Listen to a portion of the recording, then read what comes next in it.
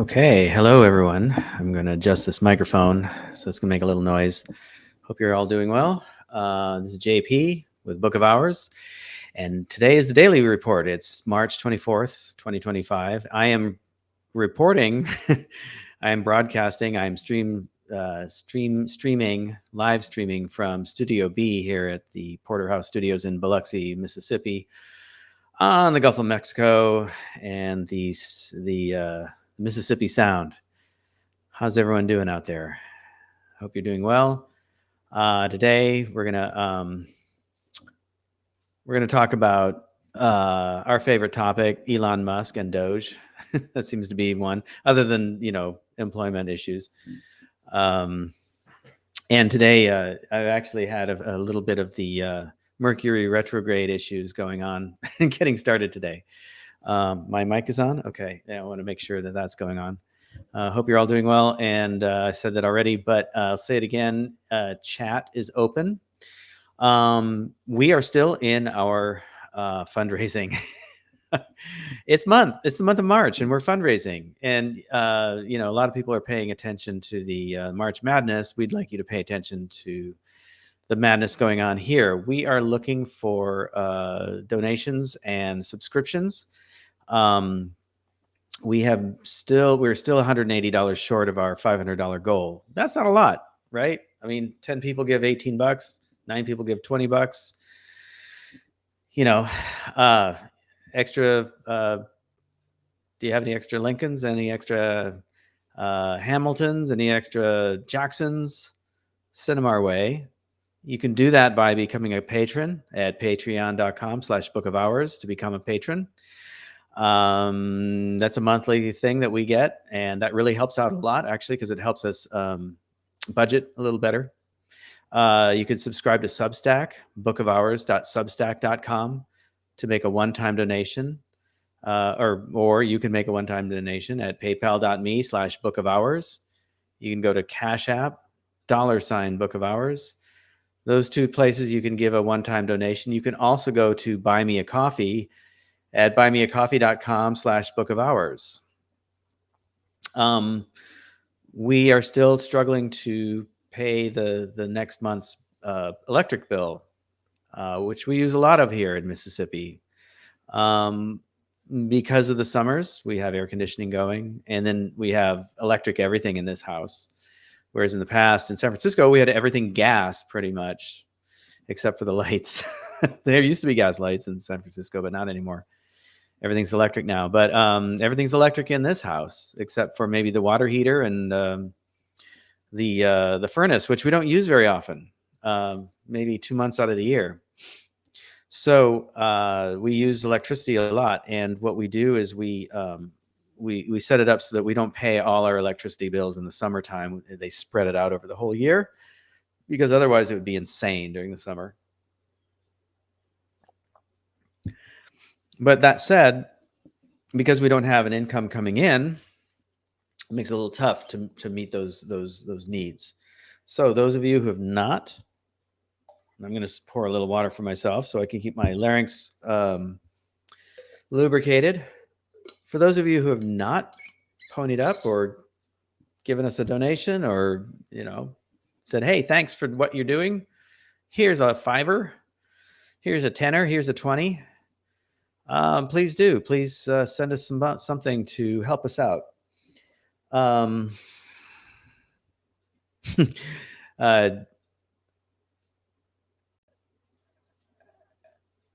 Okay, thanks, Rick. But this is sort of like, what is it what you get? You get what we're giving you.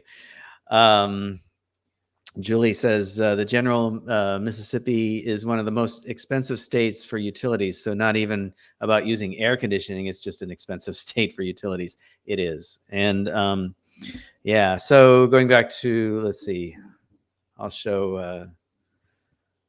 So what's in it for us?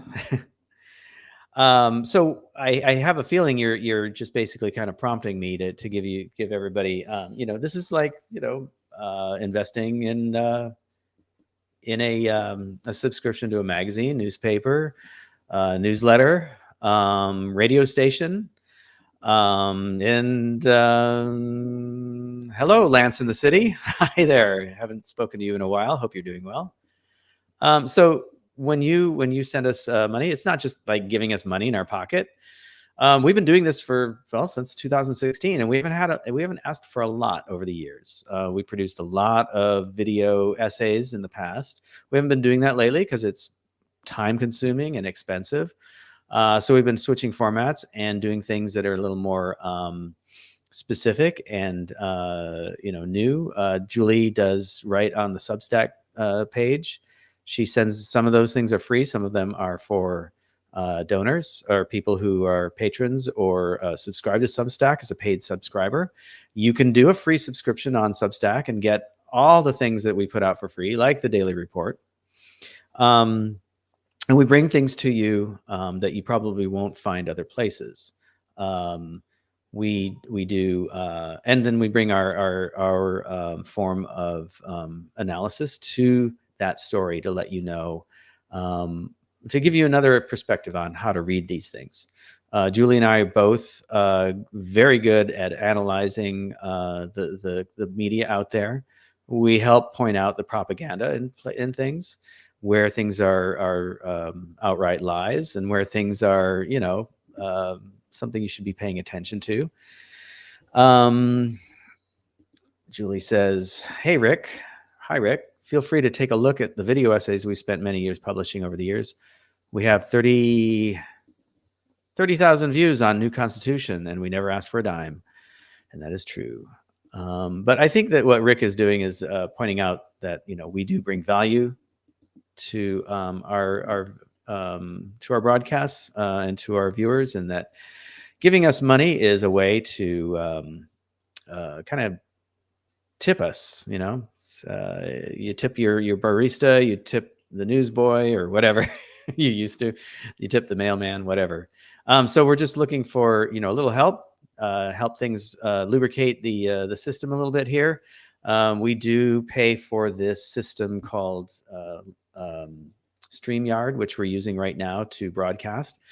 We pay for the web connection so that we can put our content up on our website, have the email address info@book-of-hours.com.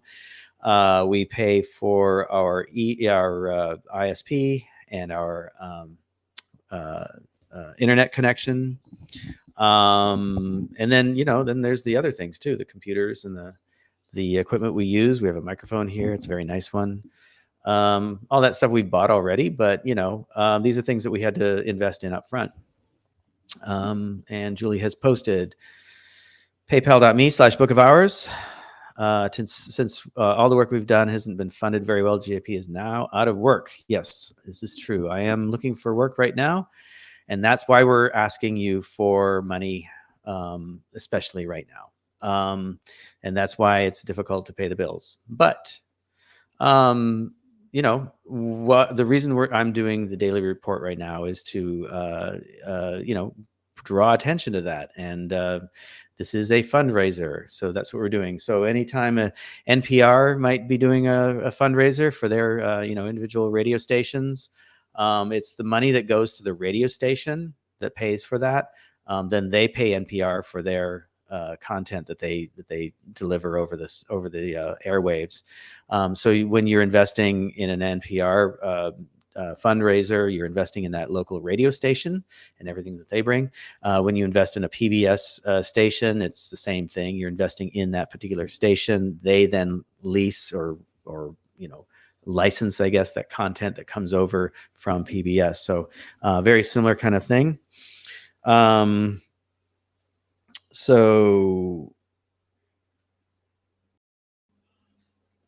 Okay. Yeah. Julia just sent me a text. Anyway, today is the daily report, and we are just bringing you content that comes across our news desk or our email feeds.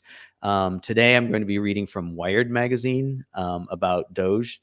And I usually read from the New York Times morning email, but lately it's been kind of garbage, so I haven't really been doing that. I've been looking for other sources. I looked at Breitbart today to see if there was anything interesting, and there isn't. I looked at, well, there may be something I might read from Politico later if I have time. So, but let's look at this thing from Wired. I like this because it's kind of like taking a stance, but it's not leading with this politics, sort of like the New York Times does. But let me share this. I meant to do this before I got on air, but it's the way it is. So this is called, it's a heist. Real federal auditors are horrified by DOGE. And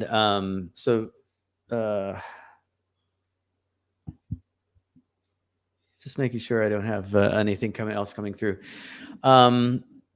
Okay, so let's see.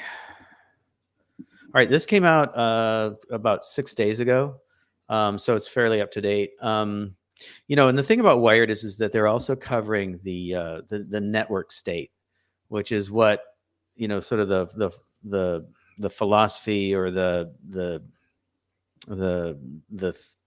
I don't know, the thing that Musk and Thiel and JD Vance are all kind of gathering around, this idea of a land-based state that could be virtual online, or it could be people in different parts of the world, all considering themselves citizens of this network state. And the network state is essentially pretty much a fascist idea. The philosophy behind it is fairly fascist. It's all about billionaires siphoning the money up into their coffers and basically taking it away from you. I like this poster here. I am stealing from you. And in this case, it's stealing data and information. So it's a pretty well done poster. I like that. Okay, so where to talk to actual federal auditors about how government auditing works and how DOGE is doing the opposite.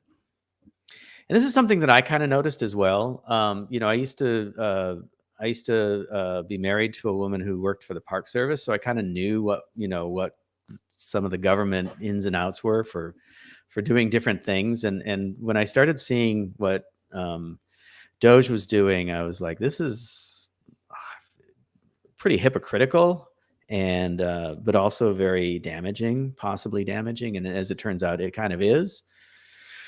So let's see. Elon Musk's so-called Department of Government Efficiency, DOGE, has spent the first 6 weeks of the new Trump administration turning the federal government upside down. It has moved from agency to agency, accessing sensitive data and payment systems, all on a supposed crusade to audit the government and to stop fraud, waste, and abuse. DOGE has posted some of its findings on its website, many of which have been revealed to be errors. Now, I went to their website. It doesn't look like any government website that I've ever seen in my life. But the weird thing about it is it does have a .gov address. And I'm gonna share that because it doesn't look like any other government website I've ever seen in my life. And the funny thing about it,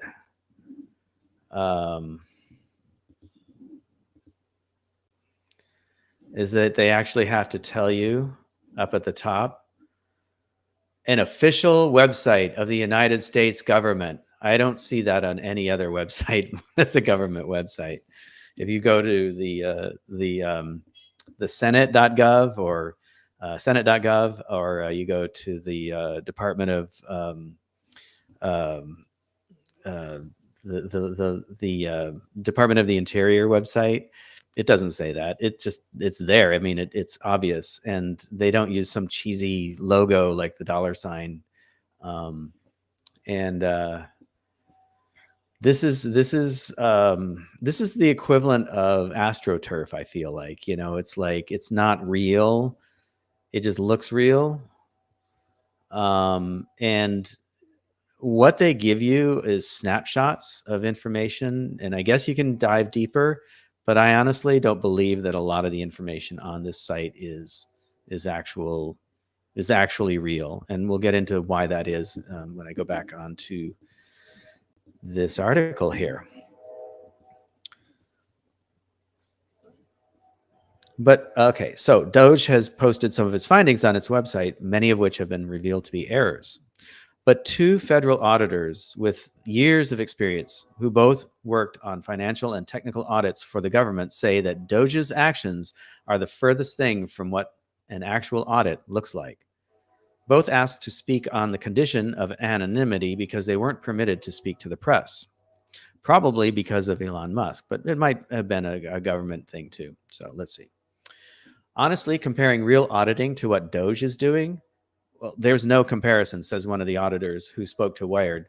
None of them are auditors, meaning none of the team members on DOGE are actually auditors. And let me just insert here that what is really fucked up about all this is the fact that it puts me into a place of actually supporting people who are auditors for the government, and supporting the idea, or actually not supporting it, but like bringing a positive light to bureaucracy or something like that. I don't really know how to express that, but to say that, for me to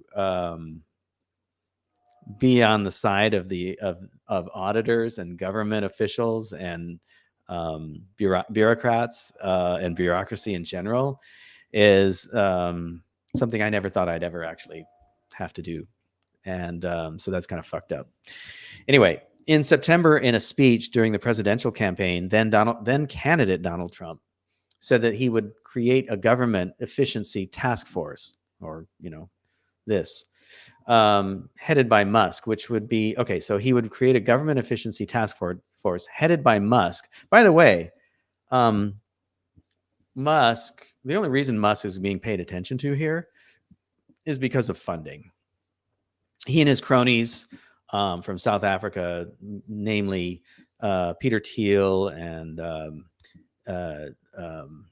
David Sachs and Musk himself, contributed a lot of money and got a lot of money. David Sachs himself hosted a fucking fundraiser party for all his so-called founder dudes. And those are the dudes in Silicon Valley who start tech startups or are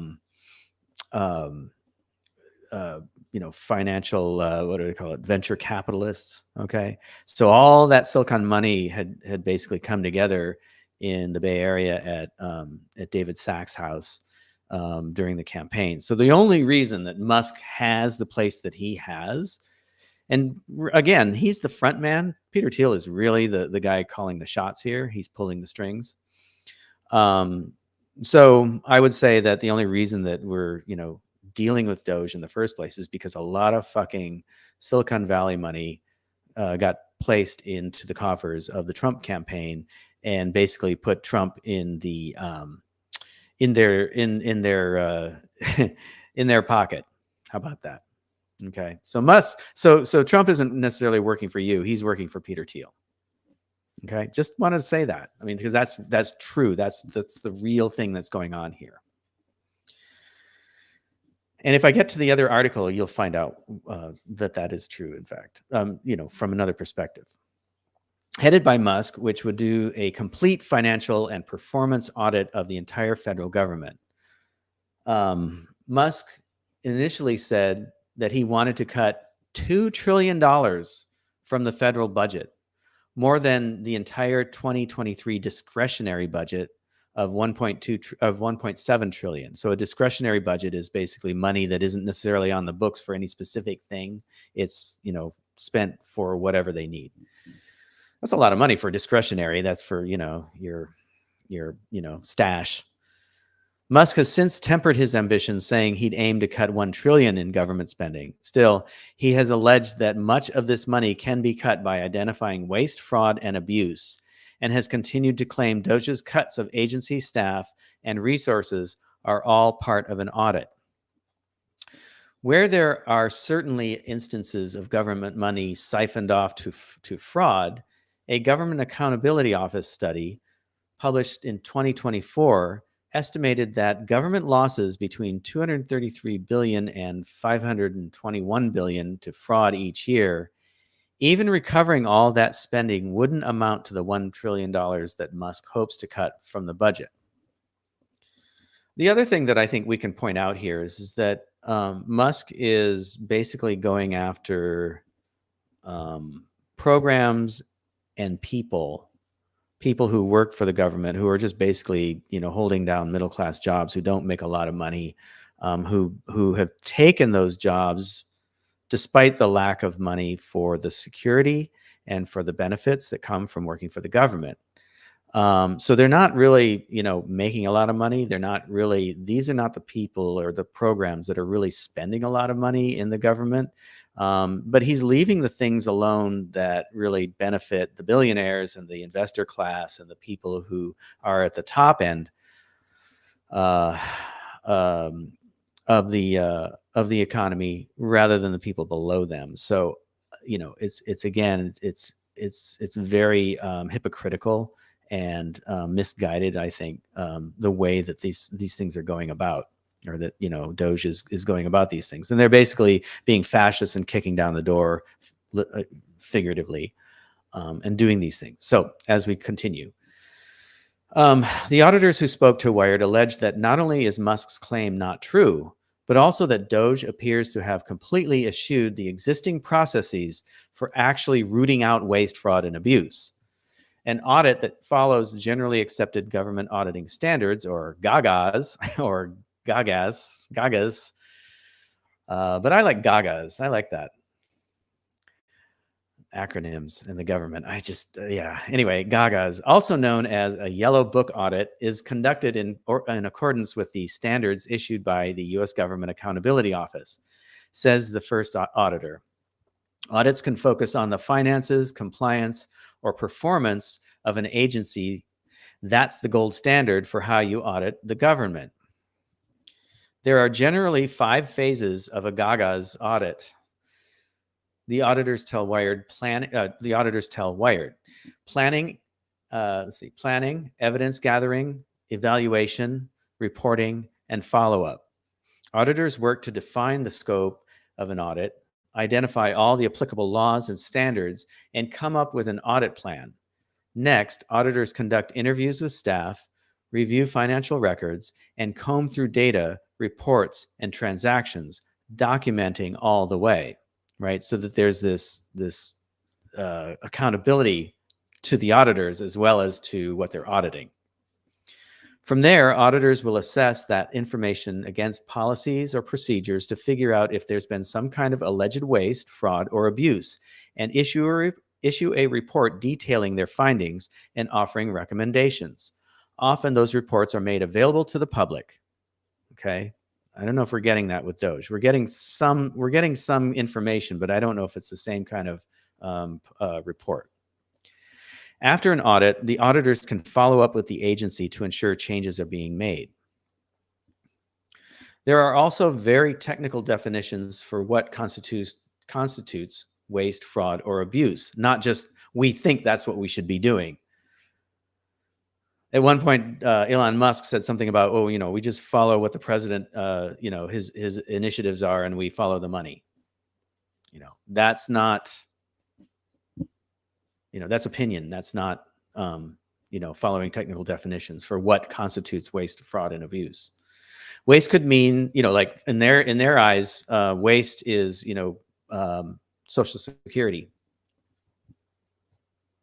Because they're billionaires, they want that money. They don't want us to have it. Waste could mean that there are inefficiencies in a program that might lead to purchasing more of something that goes unused, or paying more for a service that is necessary. Fraud involves intentional deception, for instance, bribery or falsifying business records. Abuse means doing things that aren't necessarily illegal, but that are unethical. This could look like nepotism, or favoritism in hiring, or spending excessively on travel. Now, these two things, nepotism and favoritism, is actually something you will find with DOGE. So they're actually doing the very same thing that these guys, these auditors, not editors, auditors, are actually looking for in waste, fraud, and abuse. In a recent interview with podcaster Joe Rogan, an expert in his field, Musk said that he believed that the government was one big pyramid scheme. He also said that about Social Security, by the way, and alleged that. And by the way, Social Security is something we all pay into. That's, I think, why he was calling it a pyramid scheme. And alleged that entitlements fraud is a gigantic magnetic force to pull people in from all around the world and keep them here. Oh, so his idea of the visas for foreign workers that are working on his products isn't doing the same fucking thing. Okay, again, he's just fucking hypocrite. Also, let me point out that a lot of the money that gets taken away from, like, the reason Social Security is in the bad state that it's in. I mean, it could basically pay for itself. It could be fine for decades. But the reason isn't because there were, baby boomers that were taking a lot of the money away, in this last, 20 years. Not necessarily. A lot of it has to do with Congress using fucking Social Security as a slush fund to fund their own pet projects or things that they feel are important to fund, instead of taking from discretionary or actually doing their job and allocating funds for the things that they actually want to do in the budget that they fucking create. So instead of taking it from Social Security, they should be looking at themselves and what their where their money is coming from. Okay, so this is all bullshit. What's going on here? The two auditors told Wired that going through the technological and financial minutiae of even just a single project or part of an agency can take anywhere from 6 to 18 months. You can't coherently audit something like the whole Social Security system in a week or two, says a second auditor. It's exactly this rush to crack systems open without full understanding, the auditors say, that has led Elon Musk's false claims that 150-year-olds were receiving Social Security benefits. It could be that DOGE didn't dedupe the data. Now, I don't know what that means, and they don't explain it, so I have to apologize. I don't know what that means, but it probably means that they didn't go through the data properly. In no uncertain terms is this an audit, claims the second auditor. It's a heist, stealing a vast amount of government data. Federal workers who have spoken to Wired say that they are worried that their own data could be used to surveil and target them for firings based on their identities or political views. There are also concerns that DOGE could access contracts and procurement data that contain sensitive information that companies provide in order to work with the federal government. DOGE has also deployed an AI chatbot within the General Services Administration, or GSA, and appears to want to expand the use of such tools, bolstered by access to government data. New court documents also indicate that Marco Elez, the former DOGE representative at the Treasury Department, shared a spreadsheet with personally identifying information outside the agency. Now, there's two things I want to bring up here. This link here shared a spreadsheet. He was fired from the Treasury Department, but then was rehired by DOGE to go into Social Security. And this spreadsheet that he shared had sensitive data and personal information on it about people. So what the fuck is he doing, putting it into an unsecured spreadsheet and sharing it with whoever, right? The second thing I want to point out is that I believe that DOGE is not about saving money or finding fraud, abuse, and waste. I believe that DOGE is here to basically scrape data for Peter Thiel's organization, Palantir, right? I don't think that they, who else would benefit from that? They're not here to save the money for the government. They're not here to, make this a priority, even though that's what they say they're doing. This is about scraping data. This is about getting information about people and who they are and what they believe in and what they make and how they live. This is something that's just abhorrent. Abhorrent. My vocabulary is going away. Anyway, so that's what I believe is happening. So that's why the nonchalance with personal data and this dickhead Marco Elez sharing this spreadsheet from the Treasury Department. By the way, the Treasury Department is in charge of the IRS and I think the FBI. At least they used to be. So anyway, this is pretty fucked up. Okay, and without time spent for auditors to understand a new. Okay, so this is also fucked up. So listen to this. And without time spent for auditors to understand a new data system like interviewing agency staff or learning the coding language, the first auditor believes it's likely that the DOGE team is flying blind when they collect a data set. They don't get it with any sort of description, I imagine, they say. There are no terms of use for any government systems. There's no supporting testimony from data systems owners, from data system experts. They don't even know the language and the database systems that they're working in. That's why they keep messing up. I read another article, which I might get to later, that talks about that they're using AI to run through all these various systems. And the AI, you know how AI is. AI is still not a perfect thing. Oftentimes, you talk to people who are working with AI. They talk about something called hallucination, which is basically, or hallucinating, which is basically AI just kind of, not giving you proper data or proper information feedback from what it's collecting, and it's just kind of making shit up based on who knows what. So there's flaws in the system. Okay, so AI is not 100%. The auditors described a lengthy vetting process that allowed them to get permissions necessary to dive into the agency's data and systems. In addition to going through the initial vetting processes, the auditors say that they are also required to engage in continuing education. None of them, meaning the DOGE team, have any auditing background. None of them have any certifications. None have any clearances, says the first auditor. Federal workers who have spoken to Wired expressed concern that DOGE's operatives appear to have bypassed the normal security clearance protocols in order to access sensitive systems. Wired found that many of DOGE's youngest members, all of whom were 25 or younger, that says a lot for their experience. 25 years old or younger have very limited work experience. Well, duh. I mean, these people, if they were in the regular work world, they'd be juniors.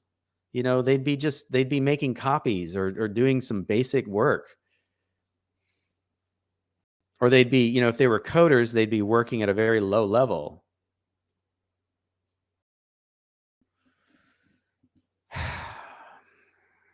All of whom were 25 or younger have very limited work experience and none in the government. One Edward Korstein, who we've talked about before, who goes by Big Balls online, appears to be a 19-year-old high school graduate. Despite this, they were given high-level access at places like the GSA, the Social Security Administration, and the Treasury.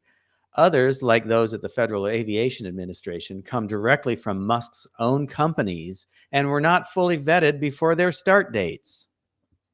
So this is where I was talking about before, where it's like this nepotism and favoritism in hiring. This is something that auditors actually look for what they call waste, fraud, or abuse. This is unethical.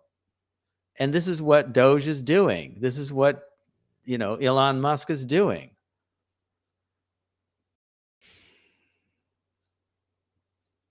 The auditors also noted that even canceling contracts, as DOGE has done, can add to costs. This is something that I thought about when I first started hearing about this, because I know from my experience of listening to, people I know in the federal government,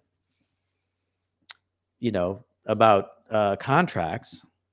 If you cancel a contract, even in business, if you cancel a contract, you're going to have to pay for that cancellation. The auditors also noted that even canceling contracts, as DOGE has done, can add to costs rather than reduce them in the long run. For instance, often the government negotiates deals on large purchases where it gets discounts for bulk purchases. Canceling a contract likely not only means the government needs to pay some kind of fee to compensate for the contract cancellation, maybe 10 to 15% of the contract amount, but if some part of that purchase needs to be reinstated later, that initial bulk discount will likely be gone, making it more expensive overall. This was the case with many of the software licenses that DOGE said it wanted to cut. Now, this is something that exists in the corporate world as well as the government sector. So you can't tell me that DOGE is not aware of that very thing.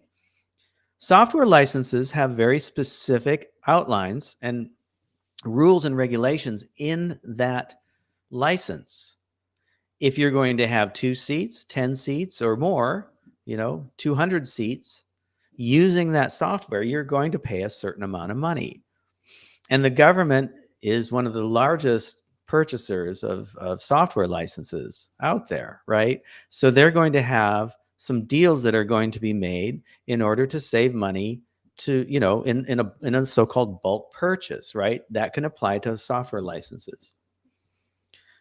And Musk should know that. I mean, he's probably sold those very licenses to the government. He's not a billionaire because he's a genius. He's a billionaire because he's had lots of government contracts for his various businesses out there. And these people who treat Musk like a fucking genius are completely off the mark. He is not a genius. He's not a very bright man. He just has a lot of money behind him, and he has people behind him, and he's probably an operative. They'll end up costing more in some way, whether it's time, inconvenience, or money, says the second auditor. But the auditors say that there are ways DOGE could get it right. If DOGE wanted to be the good guys, they could say, says the first auditor, I'd start by looking at existing Inspector General recommendations on the website for the Inspector General for the Department of Health and Human Services, for instance. On the website for the Department of Health and Human Services, for instance, there are more than 1,200 recommendations from the Inspector General that have yet to be implemented that could potentially save the government hundreds of millions of dollars. But yet they're not doing that. In an interview with Fox Business, Larry Kudlow, when asked about his team, about how his team was identifying what to go after in the government, Musk replied, "We look at the president's executive orders, and we allow we also just follow the money." So this is something I was talking about earlier. So they, go on, their gut, in other words, or they just look at like the obvious. Oh, well, we just follow the money. Well, that's not good enough. This work has already been done because there's 1,200 recommendations in just one office alone, Health and Human Services. And this is the one they should be going after, for fuck's sake. Because this is the one that basically caused all the problems that we're all against in 2020. Oh, great. Now I have a spinner. Okay, so let's see if we can get Chrome to cooperate with me here. Okay. So they're not doing that. They're not really they're following the so-called money, not the actual recommendations, where there actually could be money found to save. So that tells you one other thing. This is a scraping for Thiel. In an interview on okay, so let's see. The auditors say they aren't necessarily against bringing the people from outside the government to help streamline government processes, something that the government was already doing before Trump was sworn in for his second term. For instance, 18F, the digital services agency within the GSA's technology transformation services, was explicitly designed to serve as an in-house consultancy that would allow federal agencies to leverage private sector expertise. As part of DOGE's sweep of the government, however, it gutted the group, putting a pause on several ongoing projects to make government services more efficient for users. So clearly, this is not about government efficiency. And it's these actions, the second auditor says, that best shows that DOGE's intentions may not be geared towards efficiency at all. It's a con, they allege. The White House did not immediately respond to a request for comment. Well, no shit. Okay, so we'll put that one away.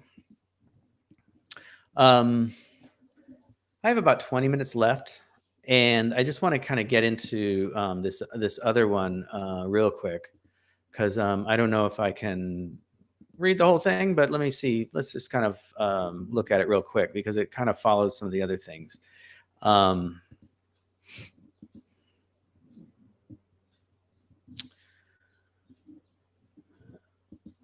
So this is about, this is on Politico, and this is about inside Elon Musk and Russ Vought's quiet alliance.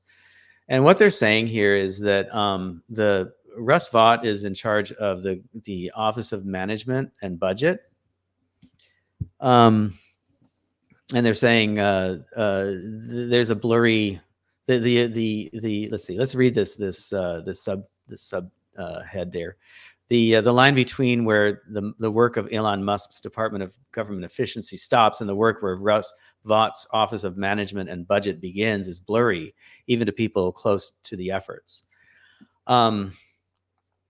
Basically, what they're saying in this article is that in the past, Russ Vought was also in this position during the first Trump administration, and that there wasn't a lot of emphasis placed on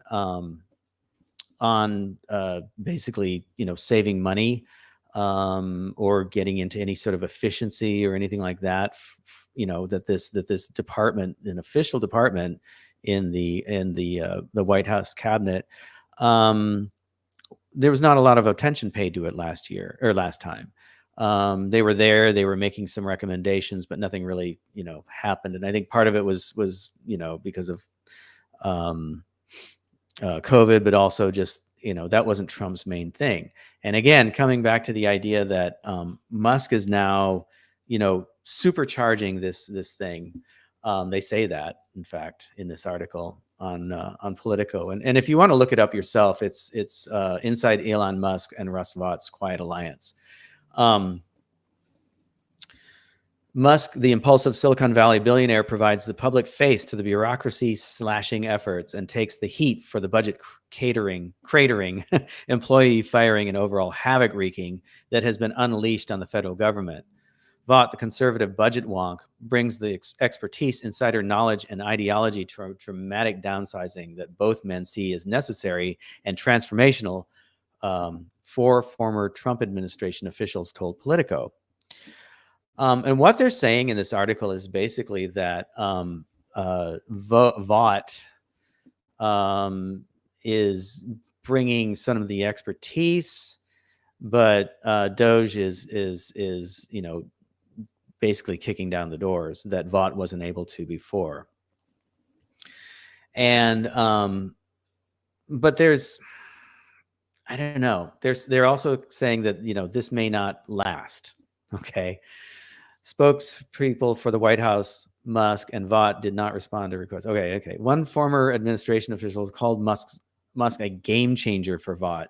Without Musk, it would have been more confined to what OMB can do versus sending roving gangs of people to agencies and doing like a hostile takeover. Okay, so the OMB has to operate within the rules of government, and DOGE does not. I mean, it should be, but it isn't. Okay. The dismantling of Consumer Financial Protection Bureau is one of the clearest examples of how Musk and Vought have brought their expertise to bear, and where they have inflicted the trauma on the federal workforce that Vought has called for. So Vought is no friend to the federal workers. These are the people who are the glue that keeps things together between administrations. DOGE made the initial incursion to the agency, after which Vought assumed the helm with OMB's general counsel, Mark Paoletta, to navigate the more technical and legal elements of shuttering the agency. Russ is pretty much a by any means necessary guy. He's aggressive, the former official added. In the first term, the president didn't care all that much about spending. Now the dynamics have changed. Okay, so I think, the thing is Vought might be jealous of what DOGE is able to do, because he's stuck in the the OMB. He can't do what Musk is doing, figuratively kicking down the doors of these agencies. But as in his position, he can then take over after DOGE has come in and destroyed everything, turned over the tables and fucked everything up and kicked everybody out. And they can kind of come in with their black leather trench coats and say, okay, it now belongs to us, and we're going to do what we need to do. This is an interesting article. I'm not going to get into it because there's a lot here. But they do point out at the end, saying that, this alliance may not last. They're also talking about some of the things that I've been talking about, where, they're doing things that are usually done in backroom deals or in the hallways. And when you start stepping on those toes of Congress, who are the ones that really are responsible for this kind of stuff, you're going to make enemies fast. And I think that's what we're going to start seeing. I mean, we're only, like they said in the Wired article, that we're only in like 6-7 weeks into the administration. Okay. We're not even 6 months in. We're not even in the traditional 100 days, okay, of a presidency, and this shit is going on. This I see as something that probably cannot last. And if it does, I'll be surprised. If it does last, it's because fear has been put into the people whose toes are being stepped on. Okay, so I think that's what's really been going on. I'll read this last paragraph here, which is a couple quotes. Elon gives the permission, structure, or the political will for Republicans who normally would have dragged their heels, a third former administration official says. The Overton window has shifted entirely on this issue. So, that foot dragging and those toes being stepped on Musk may have created sort of a momentum for these people to go along, to get along. But we'll see what's happening. This may not last. Okay, so let's hide that one, and we'll just get rid of it. And we'll get rid of that and that. Okay, so let's go back to our fundraiser. For those of you, let's see.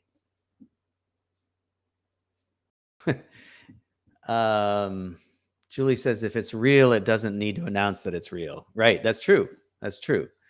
And then it's why DOGE is forcing the elderly Social Security recipients who typically do everything via phone or mail to do everything online. They're untraceable now. Yeah, so a lot of what's taking place, and we know this from just paying attention, that they're moving Social Security recipients off of phone calls into call centers and like social worker type people at the Social Security Administration into online experiences that, I mean, I can't imagine my mom, who's in her 80s. I mean, she's more technically savvy than a lot of people out there, and she's not even that technically savvy. She could probably do it, but she'd need some help. And I think a lot of people who are in that position that are maybe even of the baby boom generation. My mom is not of that. She's of the silent generation, so a little older than boomers. The people that we met in McKees Rocks in Pittsburgh, I can't imagine them conducting their business with the Social Security Administration, something that they used to do over the phone, talking to people, would be able to navigate the experience online as well as they could on the phone. So this is not good. And like Julie just said, that there is traceability, but who's monitoring that, right? And if they're not talking to a person, it can go into the void and go, oh well. Okay, so coming back to the reason we're doing this broadcast is to tell you that we are $180 short of our $500 goal for the month of March. We need to pay the bills, folks. This is our March Madness. And because I've been laid off, that job subsidizes Book of Hours. So that's why we have not been asking for money as much over the years. We do, and we have had our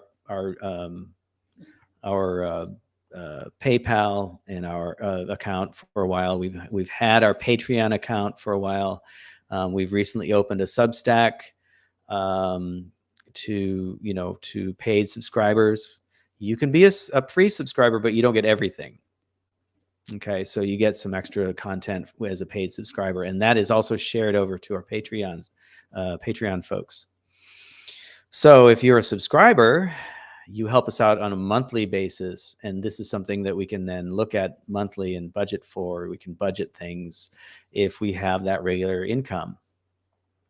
However, if you don't feel up to that and you want to just give us a one-time donation of $5, $10, $20, $50, $100, whatever, you can go to paypal.me/bookofhours, and you can put your money in there.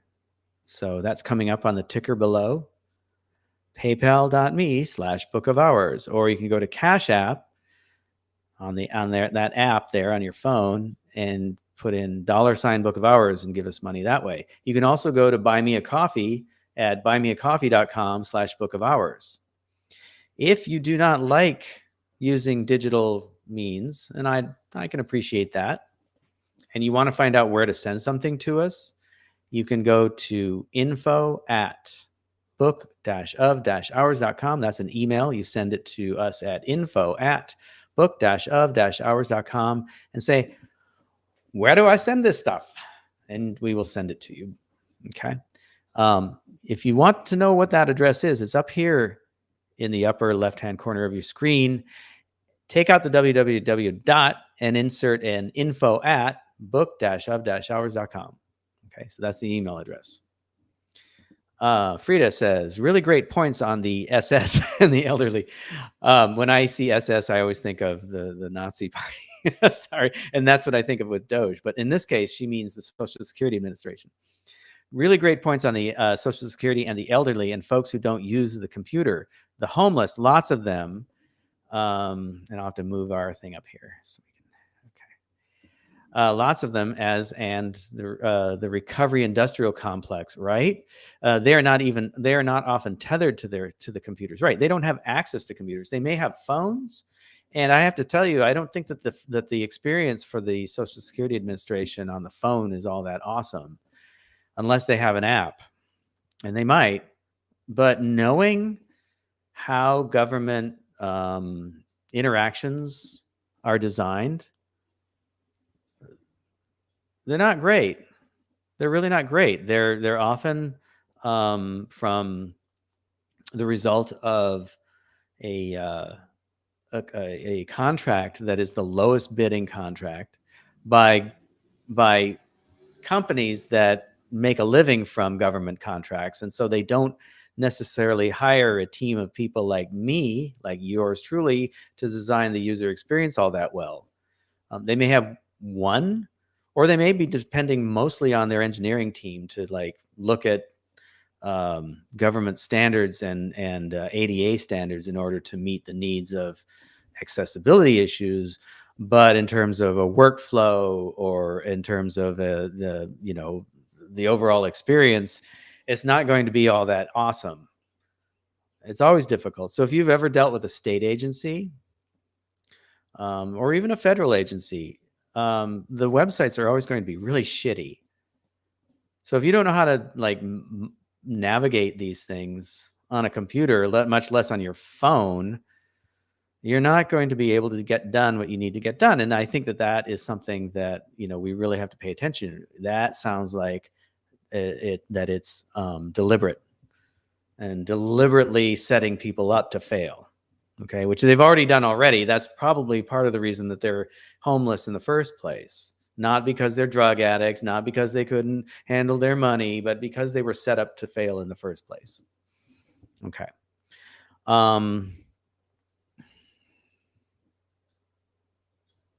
Okay, so back to the fundraiser. Again, we are down to $180 left. So if 10 of you give $20 each, we're good to go. Okay. We are trying to pay for our electricity bill, our internet bills, our gas bills, our whatever. We're not asking you to pay for our mortgage. We're just asking you for some help and treating this like it is what it is. This is a subscription, or this is a tip, or this is a payment for the content that we bring you, the analysis that we bring you. If you've ever listened to a radio station that's an NPR affiliate, you know that it takes money to do all that stuff, and they bring you additional content, not just the NPR crap, right?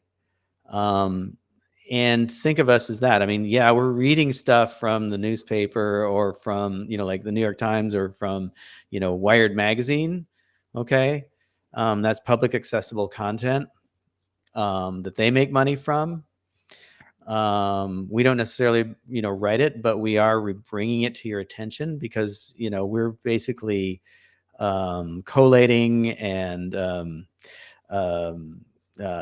coalescing, bring this stuff together for your interests, and then we're also, giving you our opinion around that and kind of giving shape and form, which is basically the same thing, shape to that content and maybe a possible way of looking at it and understanding it. Because sometimes there's lies of omission, sometimes it's opaque, and it may say things that you don't quite understand. I know that happens to me sometimes. Even me.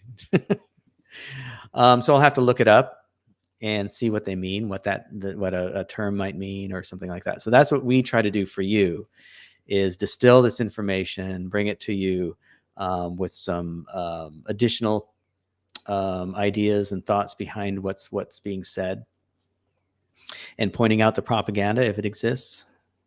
So that's why I didn't read the New York Times morning email the last couple of times, because it's just been opinion pieces in my opinion.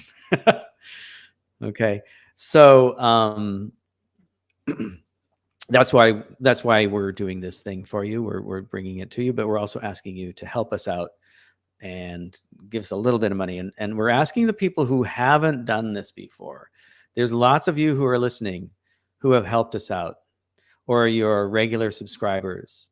And we thank you for that. You guys have been immensely helpful in helping us, get to the goals we need, or helping us out with paying our bills. We really do appreciate that. But there's a lot of you out there who don't, and that's the way it is. I understand that. There's a lot of people that listen to NPR radio stations who don't support it, with money. And that's to be expected. But in our time of need, when I'm not working and when we're trying to pay the bills, we'd appreciate it if you guys could help out a little bit. So 5, 10, 20, 50 if you got it, 100 even more if you got it. So we're not asking for money from people who are in our position. We're not asking for a lot of money. We're asking for your tips, your donations that kind of help things move along. Okay, so $500 is not a big goal, especially for 1 month. So please give what you can, help us out, and that would be great. And I'm hoping that I have a different dollar amount tomorrow to report to you from our daily report. Okay, so that's the daily report for today. I'm JP.